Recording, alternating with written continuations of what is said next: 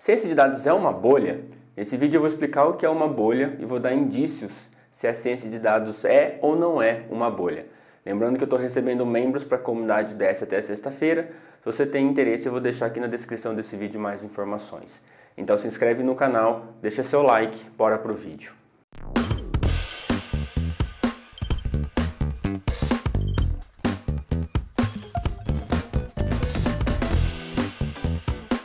Olá, seja muito bem-vindo, muito bem-vinda ao canal Seja um Data Scientist.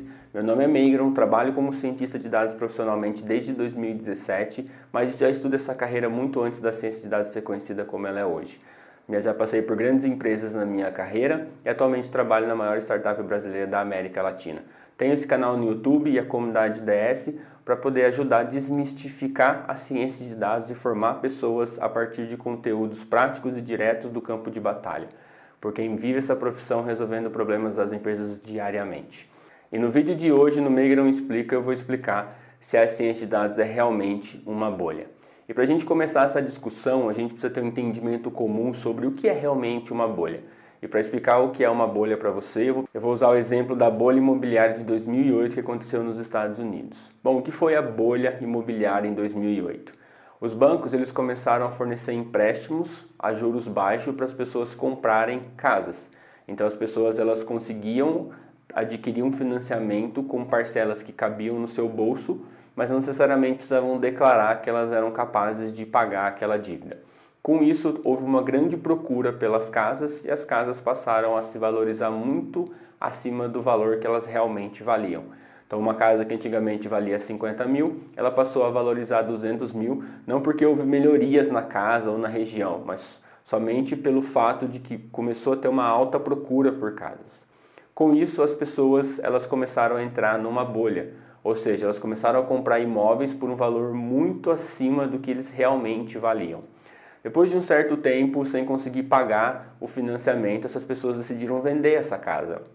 Quando eles colocaram a casa à venda, outras pessoas tiveram interesse em comprar essa casa, foram até os bancos para adquirir um empréstimo, só que agora esses bancos eles estavam fazendo financiamentos de casas com juros mais altos. Então as pessoas estavam desistindo de fazer a compra dessa casa.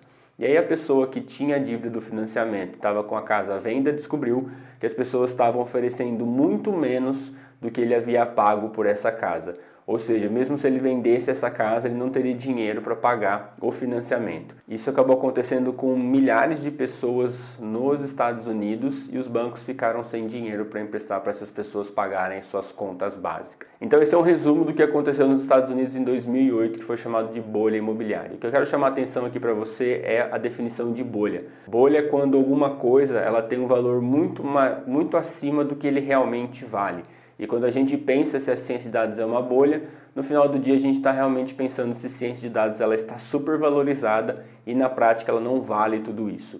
Então, para ter um indício se realmente a ciência de dados ela está supervalorizada, ela não vale tudo isso que dizem, eu fui procurar em algumas empresas que fazem pesquisas internacionais de mercado, como por exemplo a World Economic Forum, que é uma empresa sem fins lucrativos que faz a cooperação entre a iniciativa pública e privada.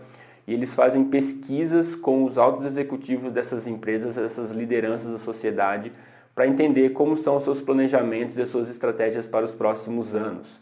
E baseado nisso, eles fazem um compilado para tentar entender quais são as tendências ou quais serão as demandas dessas empresas por profissionais e pessoas nos próximos anos.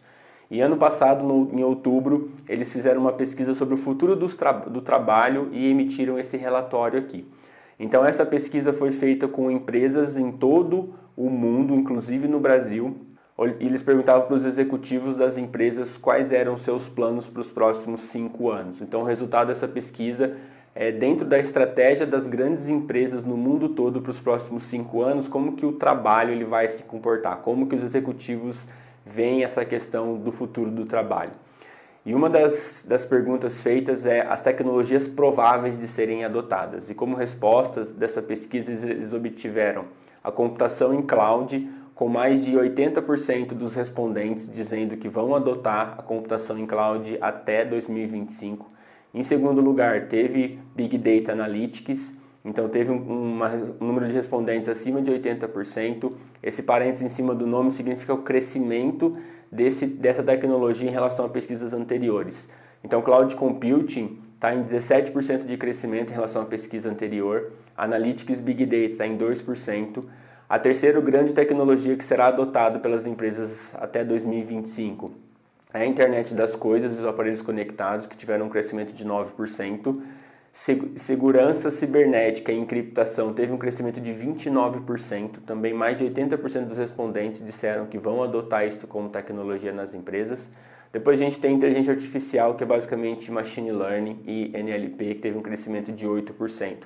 Quase 80% dos respondentes disseram que vão adotar essa tecnologia em 2025. Então isso quer dizer que as empresas esperam ou estão planejando ou têm planejado a adoção dessas tecnologias em suas empresas até 2025.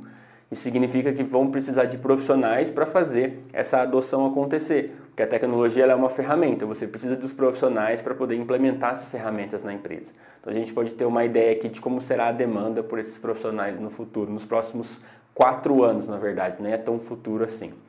Outro resultado dessa pesquisa são as tecnologias prováveis de serem adotadas por setor. Então aqui nas colunas tem as siglas dos setores, que está explicado aqui embaixo, e na linha tem realmente o setor.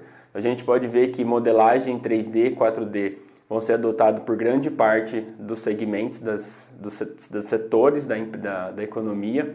Inteligência artificial, que é machine learning, todos os setores provavelmente vão adotar, com mais de 60% de probabilidade de adoção. Depois a gente tem realidade aumentada, a gente tem Analytics Big Data, biotecnologia e computação em cloud.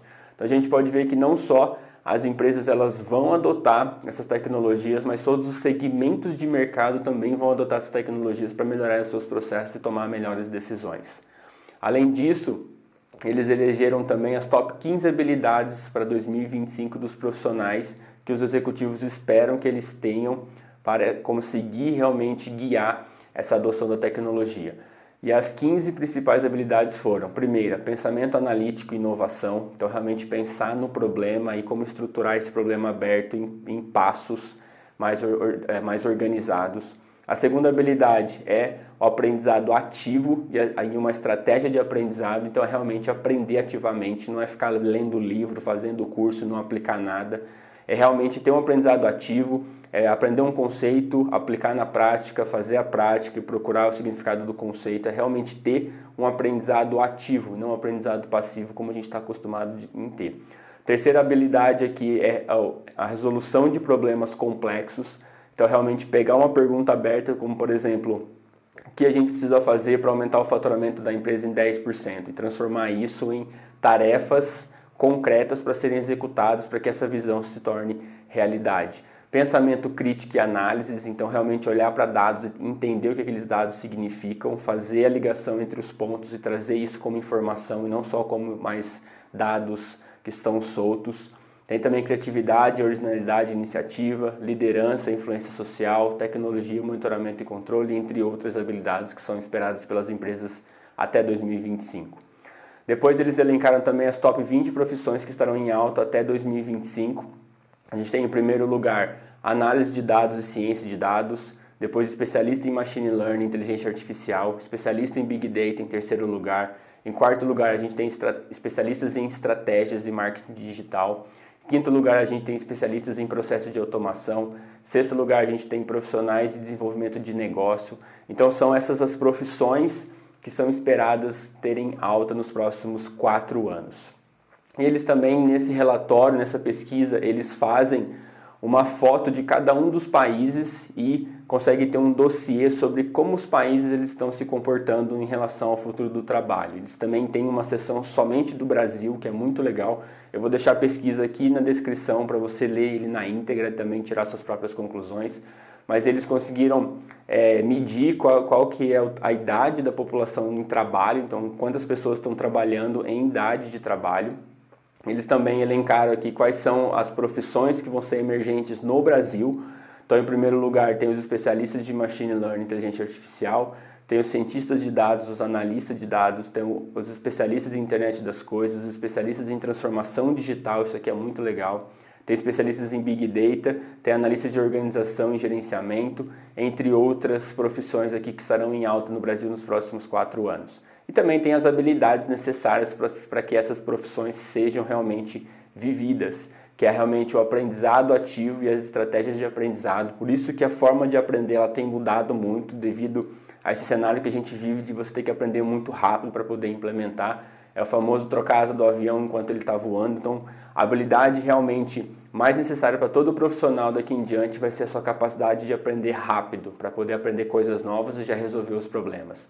Segundo lugar, tem o pensamento analítico e inovação, então realmente saber entender dados, saber ler gráficos, saber extrair os insights desses dados de maneira organizada, concreta e você explicar esses insights facilmente para as pessoas. Criatividade, originalidade, iniciativa, liderança, influência social, inteligência emocional, pensamento crítico e análise. Então são todas as habilidades esperadas por esses altos executivos dos profissionais pelos próximos 4 anos.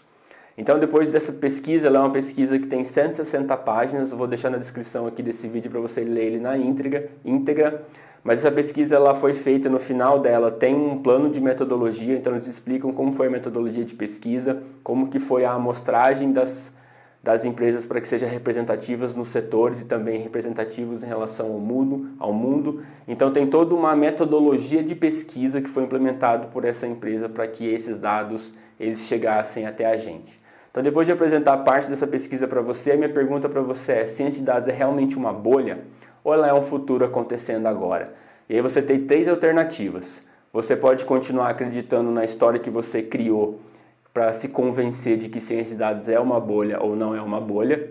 Você pode continuar dando ouvidos para as pessoas em grupos de Facebook, grupos de WhatsApp, sobre o que elas acham se a ciência de dados é uma bolha ou não. Ou você pode começar a olhar pesquisas de empresas internacionais que realmente levam a sério a pesquisa, que tem uma metodologia clara e específica para realmente trazer as tendências do mercado, do futuro das profissões, como essa pesquisa aqui que eu mostrei para você. A minha sugestão é que se você não sabe a diferença entre uma opinião e um fato, eu sugiro você seguir outra profissão fora da área de dados, porque provavelmente você vai ser muito mais feliz. Bom, se você tem outras dúvidas, eu tenho outros conteúdos gratuitos, como @meigron lá no Instagram. Tem o blog sejamdatascientist.com com sugestões de projetos para você fazer. Tem um grupo de estudos no Telegram também, ou seja, um Data Scientist. Lembrando que eu estou recebendo membros na comunidade DS até sexta-feira, que é basicamente um centro de formação de cientistas de dados que são liderados por mim e por outros cientistas de dados também. Se você tiver interesse, aqui na descrição desse vídeo tem mais detalhes sobre como funciona a comunidade DS. Muito obrigado pelo seu tempo e a gente se vê no próximo vídeo. Até!